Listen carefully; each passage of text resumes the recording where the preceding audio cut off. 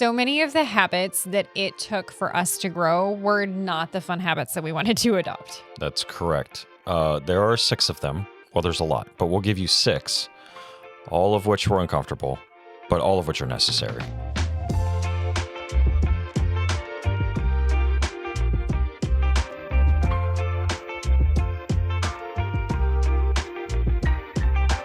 The very first thing that's essential that was uncomfortable to learn, I think, right, is saying no to opportunities that look good. Just because it's a shiny object doesn't necessarily mean that it is the right thing ever, or maybe not the right thing now. Could be a new product line, could be a new vendor, could be a new business venture when you're knee deep working on something massive. It could be a project, right? Or a person to bring on your team. Um, Sometimes saying yes to everything can really limit you as an entrepreneur. It's being able to say no to specific things to give you guidance. Do you have any specific examples? Yeah, I think, we work really well in this way. I come up with 8 billion shiny new object ideas all the time of things I want to try, things I want to tackle. Wouldn't it be cool if the business did this? Wouldn't it be better if we should create, we should build, we should what have you?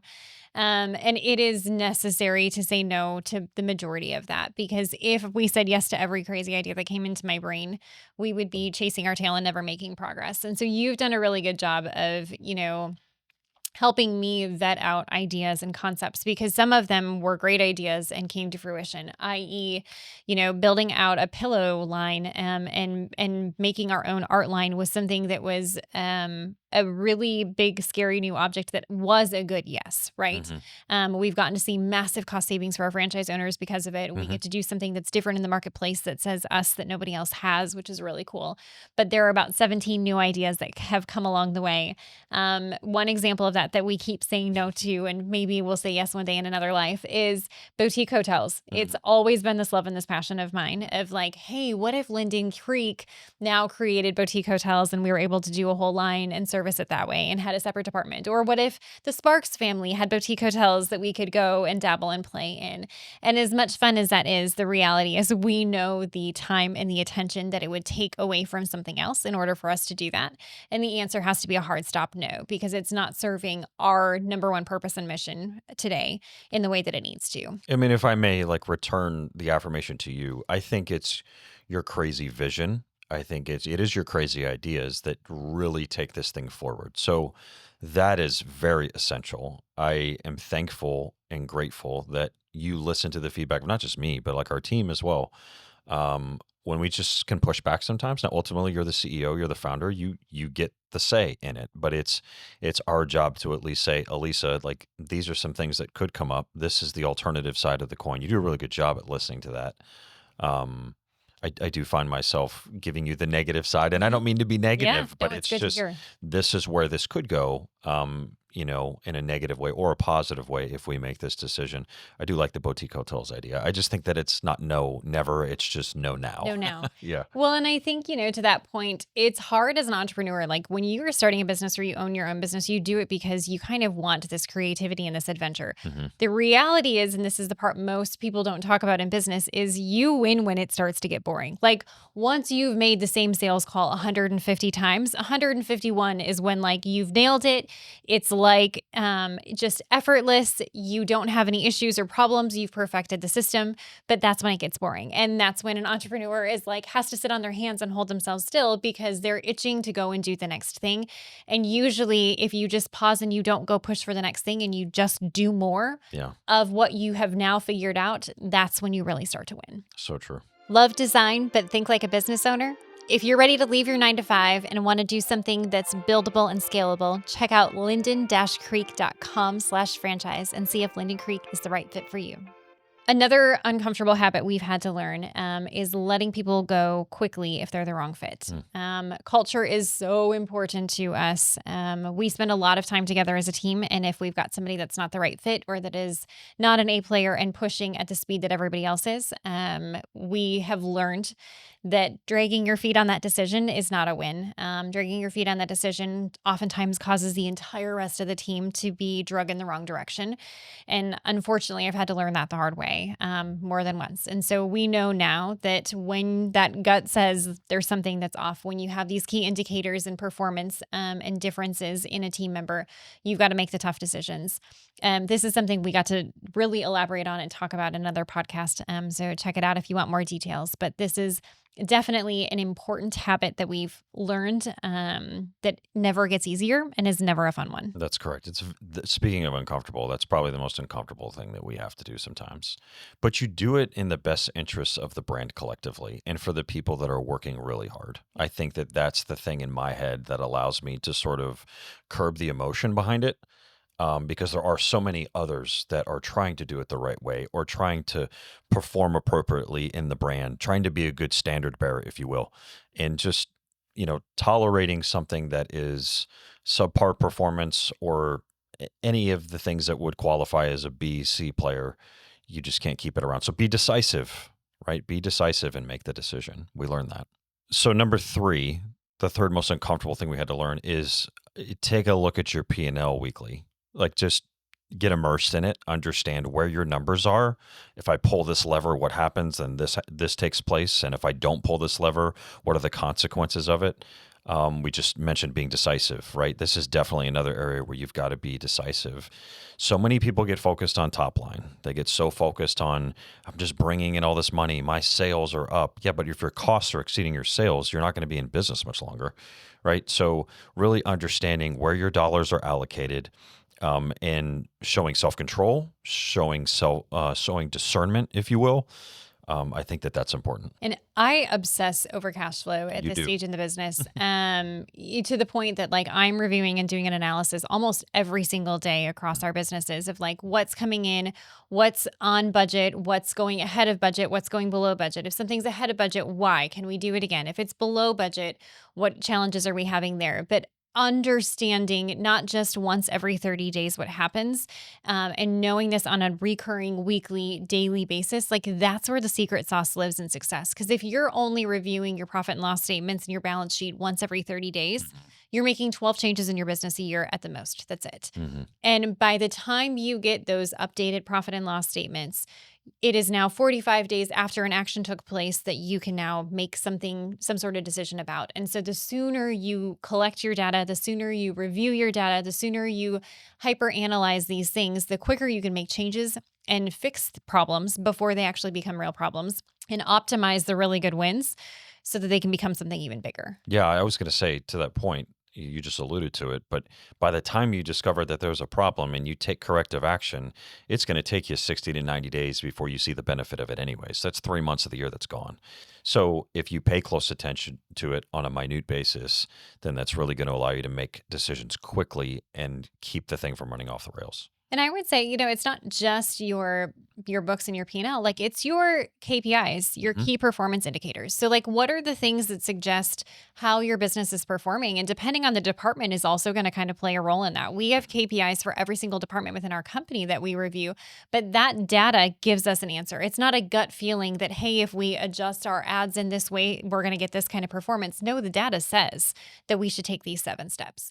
And so having that data to help you make educated decisions for your business, that's key. Yeah. And let me further expound, right? But like we love our 3-letter acronyms. So we also have MITs, most Yep. important tasks. And so I'm meeting with our team tomorrow, as a matter of fact, here at the corporate level at Linden Creek, just to say, hey, we're halfway through the second quarter. We had our KPIs and MITs, like where are we sitting at? How can we help each other? Are we on track to get to where we need to be? Do we need to change something? But if I wait till the last week of the quarter, I can answer to you, right? And you're like, what happened?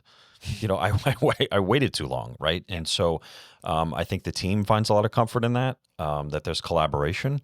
But I think then when we get to the end of the quarter, we have a better chance of success if we're paying attention to it. Yeah, know your numbers. All right, uncomfortable habit number 4 is having tough conversations with each other. Mhm. We obviously are married, so we love each other very much. We sleep in the same bed at night. We raise the same family, all those beautiful things. We also run a business together. Mhm. And so, it's been one of those interesting things for us where if there is a tough business conversation that has to be had, it has to be had immediately and resolved as quickly as possible. Because when we go home, I really love my husband and I want to be with my husband and spend time with my husband and not have this like frustration because of a business decision or conflict that's happening. And the same is in reverse. Like if you leave your socks out, you don't, you're so good at that. But like hypothetically, if you leave your socks out and I'm frustrated with you and that comes into the workplace, like that's not a win either. And so it's really important for you and I, even if there's like on a scale of 1 to 10 of frustration, if there's like a 2 or a 3, like, dude, let's talk it through and get to the finish line, because we have to be so in sync in order for both relationships to succeed and in order for our household to win and in order for our business to win. I think one of the things that really brought us together, like relationally, was our ability to communicate. Yeah. I think equally as important, our ability to work together is our ability to communicate. Nothing's off the table. I do think that we do our best to be respectful to one another.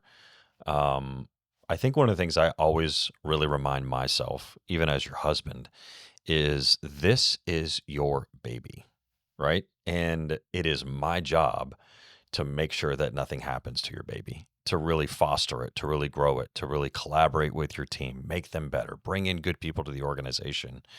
And I don't take it lightly that you've entrusted me with that. That's a huge deal as your spouse. But the communication that allows that to happen is so important. And so that's what opens the gateway for tough conversations, things we disagree on. But ultimately, I try to do this and have a good track record of it. But you get to make the final decision when it comes to Linden Creek, straight up. So like if I present a whole side of the coin, there have been many times where you and I have disagreed, but that's it. That's where it stops. You've got to make the decision and take us forward, right? So, but you got to be able to have the tough conversations for sure. Well, and I think, even to that point, sometimes it's not that there's like, if there are two decisions in front of you, it's not that A is right and B is Correct. wrong. Yeah. A and B can both work. It's Sure. just we have to like be committed, pick one together, move forward, Yep. right? And so I think we've done a really good job of just understanding that and being transparent and going, okay, we're just, whatever it is that's moving forward, however we're making these judgment calls, like we're all in, we're going to proceed forward. Yeah. And we just have to keep the communication lines open. Yeah. Inconvenient truth or uncomfortable thing number 5 is playing the long game. As an entrepreneur, play the long game, invest in your business, live below your means, those kinds of things, right? I've seen it so many times with young business owners or people that are getting into business for the first time in their life, and they get so excited when they have some perceived success and their top line again starts to grow, and they think they've made it. And the reality is you've just begun, Mm-hmm. right? And so the ability to just kind of restrain yourself, kind of calm down, and defer to the side the things that you want today for what you want tomorrow, right? Deferred gratification. That's a big thing. There's so many things that we want to do as a family, right? But we said boutique hotels, that's one of them. But like, so many other things. But as the Sparks family, like it's our job to live below our means right now. Because that's the fiscally responsible decision as a human. But B, our team is relying on us to be able to have the resources, to be able to give them the support that they need, to be able to get this thing to where you want it to go, right? So playing the long game is so key. Well, and I think what's important is, if your living expenses are here and your income is here, you have this much extra money to reinvest back into your business. So you're going to grow this fast every year, right? Mhm. If your growth starts to go up here as a business and you keep your expenses here, Mhm. look at how much faster you can grow because of Mhm. that. And so understanding that it is just this compounding opportunity. This doesn't have to be a forever sort of thing, but for a season, if you buckle down and you go, I am all in on where this business is going, and I'm not going to take a ton of extra money out to go live this lavish lifestyle, but I really want to build and grow in this season. It's amazing how much faster it pays dividends. It's amazing how much faster you can grow, and you're really missing that opportunity if you're choosing to live at the top of your means. I firmly believe that the best investment you can make as a business owner is in yourself. Yep. Double and triple down on your efforts, right? And I think that's something we really try to do at Linden Creek for sure. Yeah. The sixth uncomfortable piece of it is asking for honest feedback. I think sometimes when you are leading a company, you forget that you also need feedback. We give feedback to our teams like, hey, you're doing this really well. Hey, let's work on this and improve these skills. But I am not perfect as a leader. And I value really honest feedback from my team in that perspective. There are plenty of times where I've paused and it's like you kind of cringe as you like ask for it. and you go to somebody that you truly trust, but having those conversations of like, where can I level up as a CEO from your past experience and what you've seen in other organizations? Like, what can I be doing better? Where am I missing the mark? And having that honest, transparent conversation.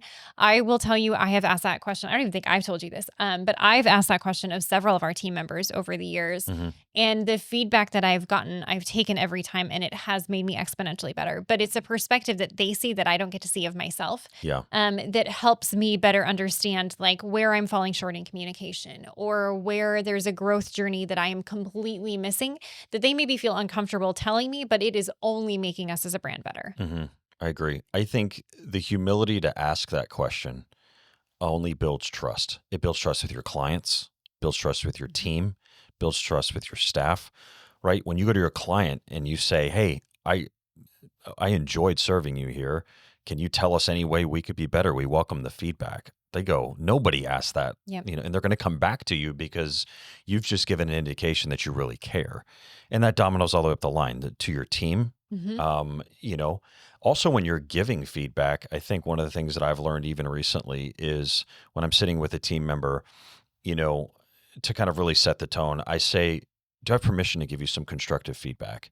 I think when you ask that question, it really lets the guard down a little bit, because instead of just coming at it, when you let the guard down a little bit, they tend to be more receptive. And so that's just another little key tidbit there. Yeah, I love the piece that you said about asking your clients as well. I think that's a practice that took me too long in my business to figure out. And it's something I still do even to this day, is like, I'll pause and talk to clients that I've worked with over the years. What can we be doing better? What are we not doing well right now? And sometimes it's like, oh no, everything's great. But other times it's like, hey, we've noticed this. And it's like, I would rather hear that from you who trust me in this season now than lose you as a client because I had no idea, right? Yeah. Or lose a new opportunity because I had no idea. And so getting honest feedback is not always fun, but it's what makes you better. And you're going to hear that feedback somehow one way or another. And so it's better to get it when you can do something about it than when it's too late. At Linden Creek, we say, how can we better serve you and how can we best support you? Right? We say that a lot. I hear you say that a lot, right? So just adopting that as a practice and a philosophy in your business and in your leadership will go a long way. Hopefully you're walking away with something from this conversation that you found to be valuable, that you can take away from this conversation today. If you found this to be helpful and you want to check out more episodes like this, take a look. We've got plenty more conversations with all sorts of great topics. This is In Good Space.